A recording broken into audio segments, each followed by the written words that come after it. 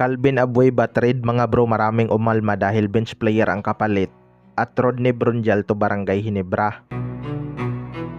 So bukod nga sa MVP performance ni Junmar Fajardo mga bro, may isang player pa nga itong SMB na grabe din ang naging sakripisyo sa laban na to. Yan nga ay si Rodney Brunjal. Nagkaroon nga ito ng injury noong game to matapos itong matapilok sa laban. Mabuti na lang at kinaya niya ang sakit at nakapaglaro pa rin hanggang championship. Noong game 5 siya nga ang bumuhat sa SMB dahil sa kanyang double-double performance. Sa game 6 naman umiscore din to ng 15 points upang tulungan si Junmar Fajardo sa kanilang opensa. Hindi mo talaga matatawaran ang sipag itong si Rodney Rodman Brunjal mga bro.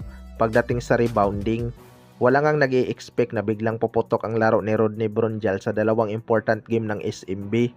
Pero may rumors nga mga bro na ililipat daw sa Barangay Ginebra si Rodney Brunjal matapos ang kanyang impressive na performance. Well, para sa akin mga bro, wala namang imposible kapag gugustuhin ng Barangay Ginebra.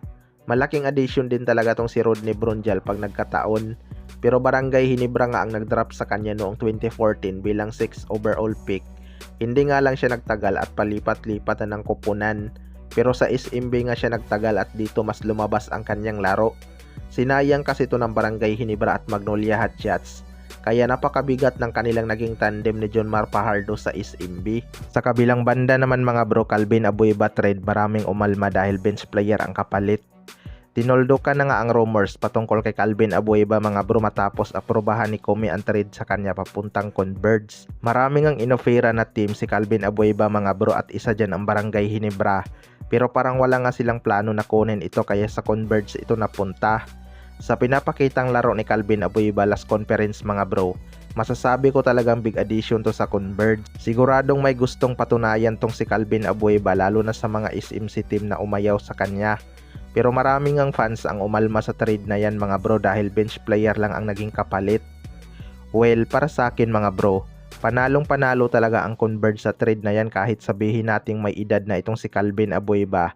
Kayang-kaya pa nga nitong maglaro ng mahabang minuto. Siguradong magiging isang contender tong Converge next conference dahil nadagdagan nga sila ng hustle player. Nakakasabay na nga itong Converge noong wala pa si Calvin Abueva mga bro. Paano pa kaya ngayon, di ba? Wag lang siyang magaya kay Vic Manuel na kinuha lang ng Converge pero hindi naman nagagamit. Kaabang-abang na talaga tong Converge next conference lalo na at nandyan pa si Dave Ildefonso na posibleng maglalaro na din sa Commissioner's Cup. Kaya tingnan na lang natin kung kayang-kaya na ba ng Converge matalo ang SMC team sa addition ni Calvin Abueva at Dave Ildefonso. Kayo mga bro, ano masasabi nyo tungkol dito?